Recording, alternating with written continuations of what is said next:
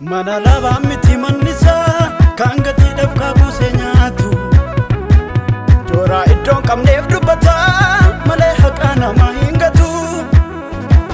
Guddaa guddinni isaan darbine goota beekamaa hin mo'amne biyyi lafaa yeroo jiraata kanaaf hancitee isaaf of kenne. Itti hirkannaan inni nan ganne furtuu jireenyaa fudhinaaf kenne. Itti hirkannaan inni nan ganne furtuu jireenyaa fudhinaaf kenne. Ulfaadhu ulfaadhu yaa uumaa koo ulfaadhu. Ulfaadhu ulfaadhu yaa uumaa koo ulfaadhu. Ulfaadhu ulfaadhu yaa uumaa koo ulfaadhu. Ulfaadhu ulfaadhu yaa uumaa koo ulfaadhu. Ulfaadhu ulfaadhu ulfaadhu ulfaadhu ulfaadhu ulfaadhu ulfaadhu ulfaadhu ulfaadhu ulfaadhu ulfaadhu ulfaadhu.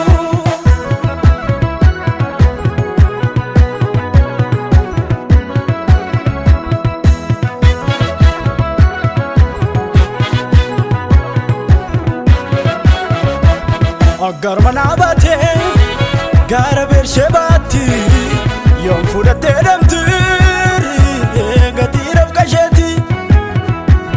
Bishaan jalaa dhumee qalqalloo ishee keessa lafoon waan jirtuufi sodaatirraa ursa. Mucaan ishee shittiyee wanta dhuguu dhaabe garaan ishee boo'ichaasa ilaaluu dadhabe. Ati garuu gooftaa himimmaan shennifne burqaa haraa baaftiifi laafomtuun argine. Dhugaa namaan gattu ati dhugaa namaan gattu. Dhugaa namaan gattu ati dhugaa namaan gattu. Dhugaa namaan gattu Yesuus dhugaa namaan gattu. Dhugaa namaan gattu malee dhugaa namaan gattu. Dhugaa namaan altu jaalallee koo murtoo akka murtaa jaalallee koo. Dhugaa namaan altu jaalallee koo murtoo akka murtaa jaalallee koo.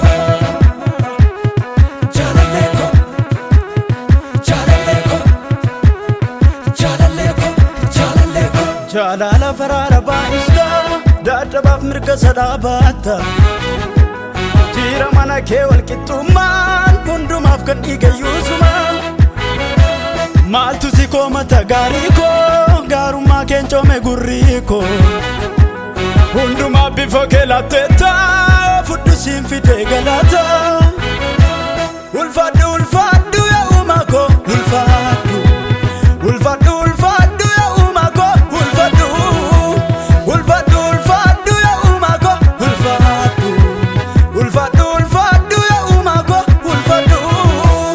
Ulfaadhu ulfaadhu ulfaadhu ulfaadhu ulfaadhu ulfaadhu Yesuus ulfaadhu. Ulfaadhu ulfaadhu Yesuus ulfaadhu.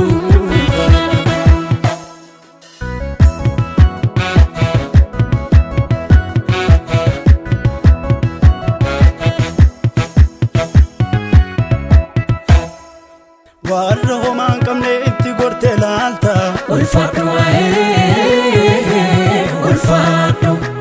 Kan sobaan miidhamee dhugaadhaan fayyifta.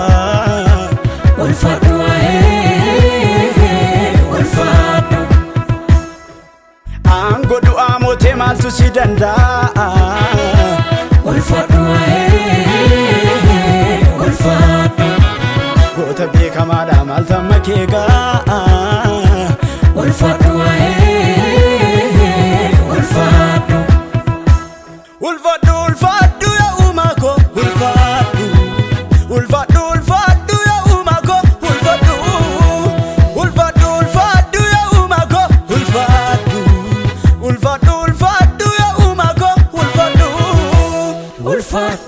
ulfaadhu ulfaadhu ulfaadhu ulfaadhu ulfaadhu Yesuus ulfaadhu ulfaadhu ulfaadhu ulfaadhu Yesuus ulfaadhu